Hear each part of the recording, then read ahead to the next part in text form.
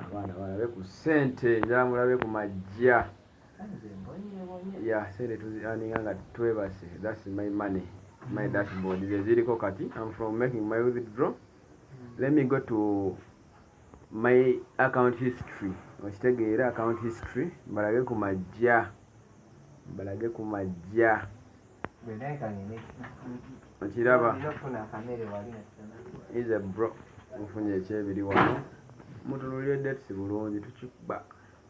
I just got the article 20, the same today, the article 40. Kitegeera. So I just started joining the company not so long. Okiraba bulungi nti yeah.